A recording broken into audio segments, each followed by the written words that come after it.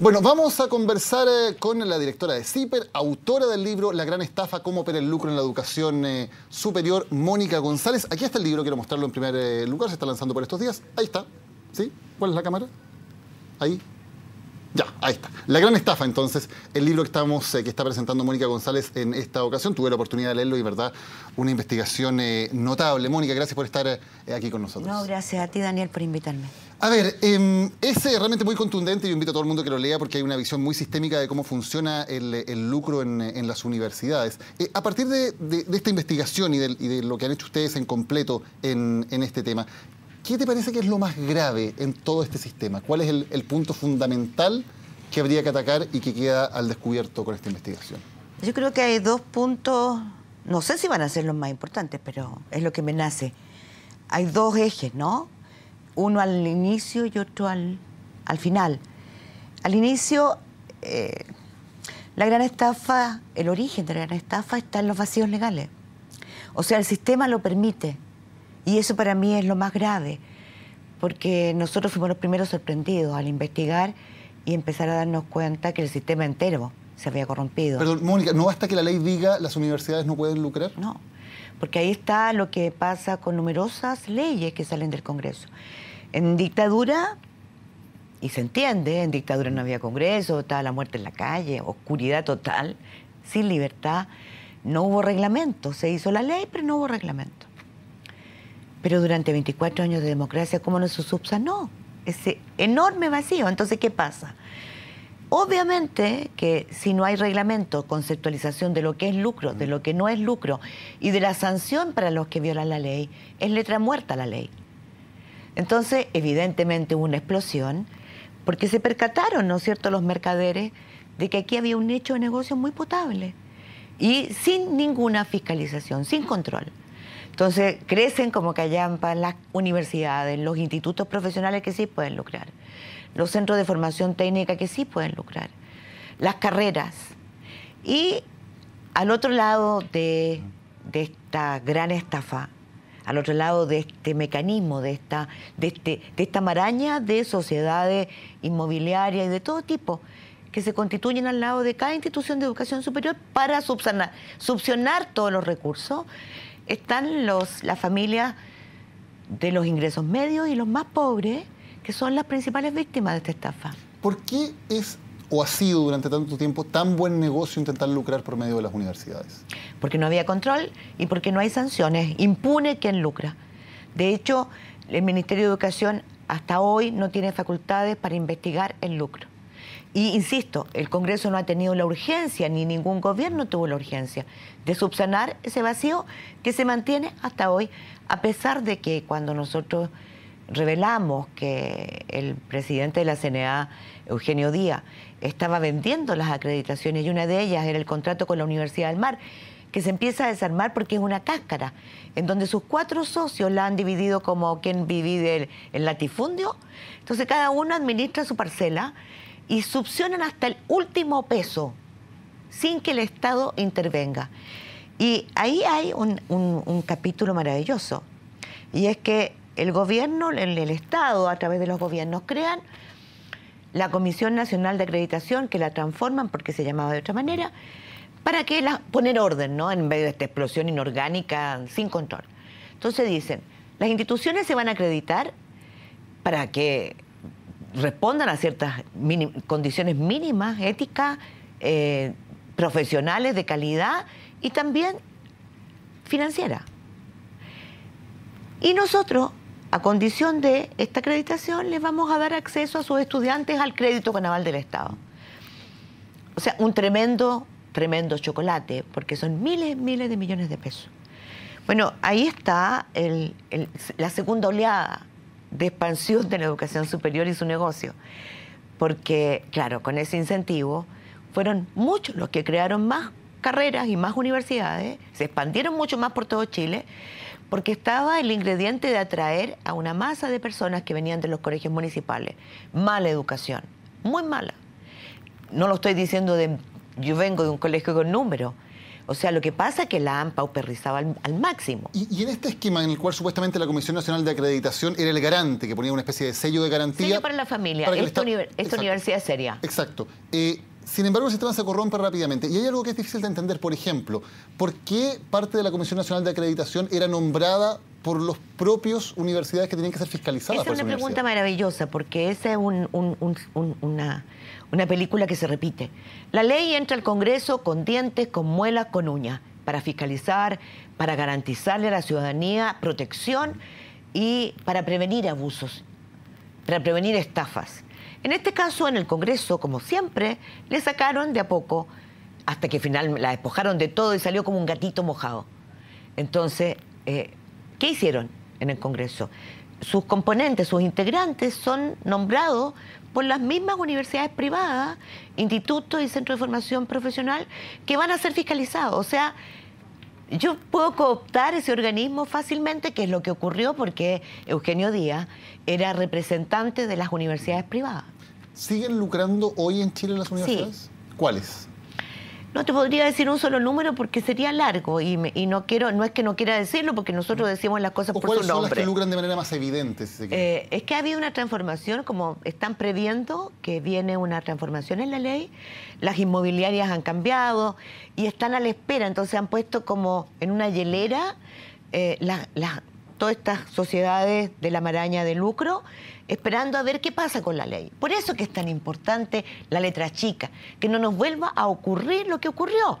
Es decir, que no nos damos cuenta que sale una ley que se supone que va a eliminar el lucro, pero no hay dotación para fiscalizar, no hay gente idónea para contratar, no hay ninguna institución que pueda fiscalizar y está lleno de vacíos que finalmente, yo debo decir que los fiscales, como dice el periodista, la genialidad que dice Juan Andrés Guzmán, coautor de este libro, en que dice que los fiscales tienen que sacudir la ley para poder llevar a la cárcel, como pasó al rector de la Universidad Pedro Valdivia, de la Universidad del Mar, y se salvó Segovia, de la Universidad SEC, y se quedó en España. Se quedó en España, efectivamente. Ahora, esto ocurrió y ha seguido ocurriendo durante mucho tiempo en gobiernos incluso de signos políticos distintos, pero básicamente en gobiernos de la concertación. Sí. ¿Por qué los gobiernos de la concertación, si se estaba lucrando frente a ellos, se estaban vendiendo universidades por cifras millonarias frente a ellos, no hicieron nada? No te podría dar esa respuesta. Yo creo que está en el libro donde hay muchas personas que hablan y que dicen, nosotros estamos con muchos hechos relatándonos. Entre paréntesis, no es un pegadero de los reportajes que aparecieron en CIPER, es una historia de cómo nosotros fuimos reporteando. Y yo creo que las explicaciones son... Uno podrá decir, sí, no hubo la mayoría porque la derecha siempre se opuso, la derecha es la que impone la composición de la CNA, pero el CAE, la concepción de incorporar a los bancos con el 6% de interés, que es un negocio neto de los bancos, porque nosotros descubrimos que en un solo año, con toda la plata que pone el Estado, se podrían haber dado todas esas becas para los estudiantes gratis, sin negocio para los bancos. Entonces, ¿quién creó esto? Ahí están los autores, ahí están los responsables del modelo, hablando y diciendo cómo lo hicieron. No hay mucha explicación, pero lo que sí hay es una concatenación de hechos en que uno se va dando cuenta de que no es una omisión inconsciente. Yo creo que los intereses son muy cruzados. Hoy día en la educación superior hay instituciones, así como hay universidades y institutos profesionales para pobres, para clase media baja y clase media alta, y para ricos, con distinta calidad, y lo dicen en sus papeles, en sus papers, en su declaración de principios, sin asco. Eso es lo más terrible. Así como eso, hay intereses en el Parlamento cruzados. O sea, aquí ha habido muchos intereses cruzados que han impedido, que han boicoteado y que han obstaculizado que se legisle para proteger a los más vulnerables. Mónica, cuando uno lee la investigación se da cuenta que en general las universidades que de manera más grosera han lucrado definitivamente sin ningún interés por la calidad de educación, en general son precisamente instituciones que vienen más bien enfocadas a personas de clase media y de escasos recursos. Sí, claro. ¿Hay algo de clasismo también en que se haya mirado para el techo porque las personas que finalmente estaban siendo perjudicadas no eran precisamente los hijos de las familias de la élite en Chile? Bueno, porque está probado en Chile que los más pobres, los más vulnerables son invisibles. Lo probamos con los niños del Sename, en la investigación que hizo CIPER. Lo probamos con los colegios municipalizados, en donde se pierden 25.000 millones de subvenciones CEP y no pasa nada. O sea, cada vez que algo afecta a los más pobres, a los más vulnerables, no hay voz, porque no son invisibles. No hay ningún parlamentario que tenga quizás sus hijos allí, no hay ninguna autoridad. Y son personas además que trabajan muchísimo. Con gran sacrificio pagan los estudios. Y además ha cundido algo que es terrible.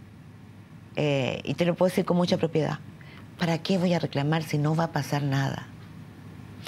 O sea, esa pérdida de esperanza, esa pérdida de la capacidad de soñar y de volar, esa pérdida de sentirse ciudadano, de derechos, es tan notoria que es urgente hacer algo, devolver la esperanza a esas personas que quieren ser primera generación en llegar a una profesión con un título, con un cartón que sirva, y no como aquellos que se están entregando en muchas universidades.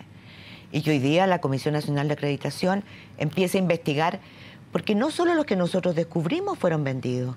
Por ejemplo, la Comisión Nacional de Acreditación está investigando hoy día, entre otras cosas, cómo se acreditó la carrera de kinesiología en el IPE Chile. Hay otras investigaciones en curso. Nos queda mucho por descubrir. Bueno, ¿y qué va a pasar con los estudiantes que estaban en esos institutos y se descubre que hay otras acreditaciones fraudulentas, dolosas? Mónica, hay universidades, fundamentalmente algunas de ellas, por ejemplo, vinculadas a personeros de derecha, Universidad San Sebastián, se habla ¿Dónde está ese señor? Porque me da mucha risa esa. Porque es como, ¿cómo nos pudimos hacer tontos? El señor Alejandro Pérez, que es el gerente de Celco, ¿no? El responsable de la matanza de los cisnes de Río Cruces en Valdivia. Bueno, y dijo, ¿se acuerdan? Dijo, no, jamás, Celco no fue responsable, no tuvo nada que ver. Bueno, la justicia dictaminó algunos años después que sí, que era la absoluta y única responsable. Bueno, ese señor compra, junto con otros accionistas, el señor Luis Cordero y otros, el 57% de la Universidad de San Sebastián es 33.000 millones de pesos. Yo creo, recalco esa cifra porque él da la magnitud del negocio. 57% de una universidad que está destinada a los más vulnerables y cuyos primeros años tienen una mayoría de estudiantes que financian sus estudios con crédito del aval del Estado. Y aparte de eso, también está el caso de la Universidad Arcis. Sí. ¿En la Universidad Arcis opera de manera similar a otras universidades con lucro o hay distinciones que hacer y concretamente cuál es la responsabilidad del Partido Comunista? Yo creo que hay distinciones porque en algunas las cantidades de plata, primero, ¿no? Y eso, volvemos a las diferencias de porte. El modelo es el mismo. Una universidad, entre paréntesis, eso nos costó muchísimo, ¿eh? O sea, a nosotros no nos llegó un expediente, nos costó muchísimo armar la trama, porque en una parte hay una junta directiva de una universidad que en términos muy académicos, ¿no? Y muy altruistas, hablan de una junta que tiene solo objetivos académicos, profesionales, educativos. En una segunda escritura que cuesta mucho encontrar, está a quién representa cada una de las personas que está sentada en ese sillón. Es decir, son accionistas porque representan a una empresa. Y en una tercera y una cuarta puedes encontrar las platas que circulan entre la inmobiliaria y la universidad. Entonces estamos hablando de cómo circula un dinero en que, por ejemplo, los arriendos.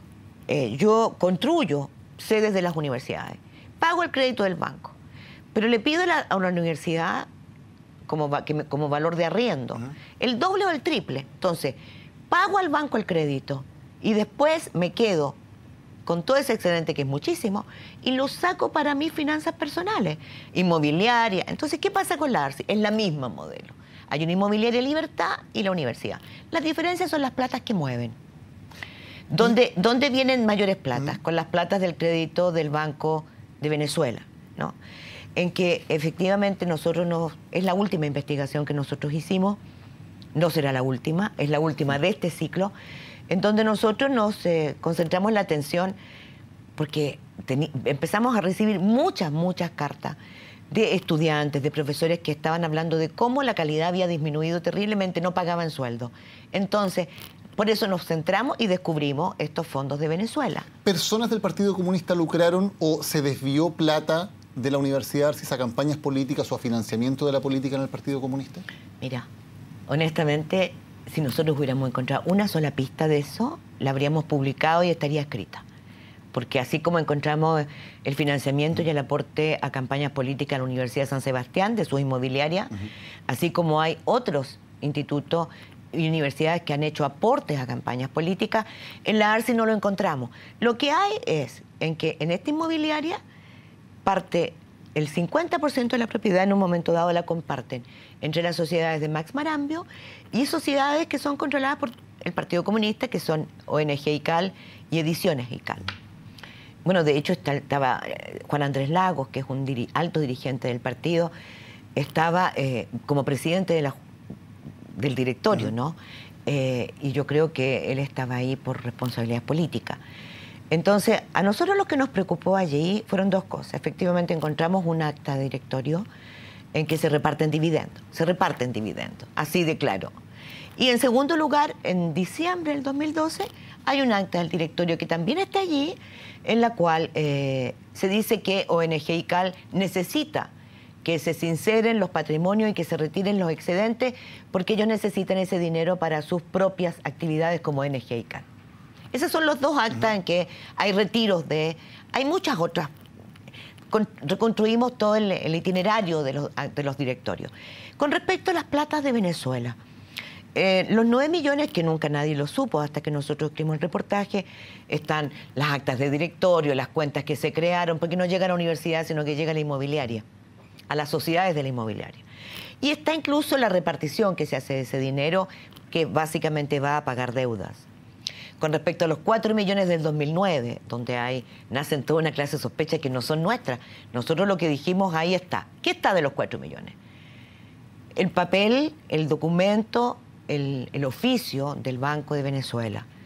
Un acta de directorio donde firman un acuerdo, o sea, se firma un acuerdo con el Banco de Venezuela por estos 4 millones en el 2009. Una tercera acta de directorio de la inmobiliaria Libertad, donde se hace se levanta una garantía hipotecaria para responder al crédito que le otorga el Banco de Venezuela. O sea, si yo no tengo claro cómo voy a hacer un acuerdo con el Banco de Venezuela por 4 millones, voy a hacer una garantía hipotecaria, voy a ejecutar la garantía hipotecaria. Pero lo que no encontramos fue la distribución de esos dineros. Ok. Finalmente, Mónica, ¿cuál Por es el eso rol? que enviaron Sí. los papeles al Servicio de Impuestos Internos y al Banco Central, para que sean ellos los que diluciden. Nosotros no podemos decir que esas platas se utilizaron. Primero, si no llegaron, ¿qué pasó con ella? ¿Por qué tuvo que anularse la garantía hipotecaria? ¿Tuvo que anularse el contrato? Hubo que hacer una cantidad de cosas legales.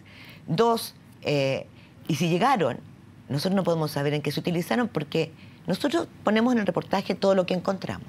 Finalmente, Mónica, ¿cuál es el rol de los bancos en esto? ¿Cómo llegan los bancos a hacerse cargo de un negocio que les otorga enormes, millonarias utilidades, que les permite no solamente cobrar un 6%, siendo que era un crédito avalado por el Estado, que es una garantía prácticamente la máxima que puede haber, sino que además obtener un beneficio especial como la llamada recarga? ¿Cómo logran todo esto los bancos? Porque cuando se establece el sistema, se parte de la base de que en ese momento, en el 2003, hay una composición política en que no se acepta nada que huele a estatismo, ¿no? El Estado no puede ser un prestador, no puede cobrar, el Estado es inepto, ineficiente. Y a la luz de la Polar, la Cascada, la colusión de farmacia, uno se pregunta, ¿pero con qué ropa dicen que el Estado es ineficiente, no? Cuando esto lo que significó es un negocio completo, neto para los bancos, con una concepción solamente porque no hay que ser estatista. Perdón, pero las familias que pagaron 6% de interés para los bancos que le decían al Estado, no, ¿sabe qué? Tome los créditos más riesgosos usted y nosotros nos quedamos con los más seguros de las universidades más exitosas. Y lo peor, el presidente Sebastián Piñera rebaja el interés del crédito del 6 al 2. Una demanda ampliamente esperada, ¿no? Bueno, pero la diferencia de entre el 2 y el 6 no la paga. No es...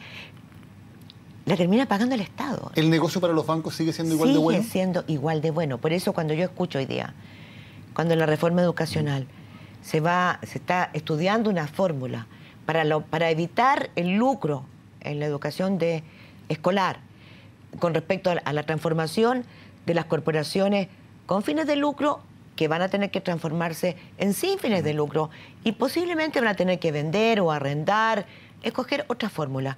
Y que se va a buscar una fórmula con los bancos, ahí me dan tiritones. Tiritones, y lo digo de verdad, porque ya tenemos experiencia. Y lo más impresionante es que descubrimos que muchos parlamentarios dijeron no haber entendido que el negocio era bancario total cuando aprobaron esa ley. Mónica González, directora de CIPER, coautora de este libro, La Gran Estafa, un libro que recomiendo encarecidamente. Creo que es lectura obligatoria para quienes quieren saber algo más de lo que ha ocurrido con la educación en Chile. Muchas gracias por haber estado ahí con nosotros. Y para los que quieren evitar que la gran estafa continúe. Gracias, Daniel. Vamos a la pausa, ya volvemos con más estos resúmenes ejecutivos en CNN Chile.